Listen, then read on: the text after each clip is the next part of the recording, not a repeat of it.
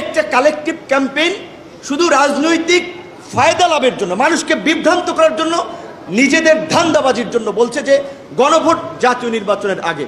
ধান্দাবাজিটা কি? ওই পর্দার আড়ালের আলোচনা আমরা জানি। অনেকে বিরোধী দল হতে দেন দরবার চালাচ্ছে যে আমাদেরকে স্বীকৃতি দেবেন, তাহলে আমরা আছি।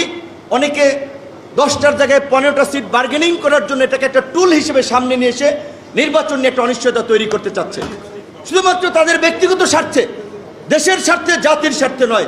তাই সাইফুল ভাই যেটা বলেছেন সেই কথায় কথা মিলে আমরা বলতে চাই, সবচেয়ে সংস্কারের লড়াই বিএনপির 10 দফা থেকে 27 দফা, 27 দফা থেকে 31 দফা এবং 31 দফা থেকে এই জুলাই ঐক্যমতে বিএনপিকে অনেকগুলো দাবিতে একমত করানোর ক্ষেত্রে গণতন্ত্র মঞ্চ, আমার এবি পার্টির আমাদের ভূমিকা আছে।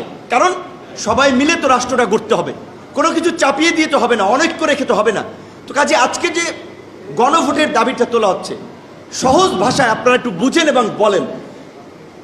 ডিসেম্বরে যদি তফসিল হয়, ফেব্রুয়ারিতে ইলেকশন হয়, সময় বাকি আছে নির্বাচন আগে 1 মাস। 1 মাসের আগে কি একটা গণভোট সম্ভব? এবং এই দুর্বল প্রশাসন এবং সরকারও ক্ষণে ক্ষণে বদলায়, আকাশের মেঘের মতো বদলায়, এক এক সময় এক এক পজিশন নেয়। আমরা দেখি এক এক দলের কথাবার্তা।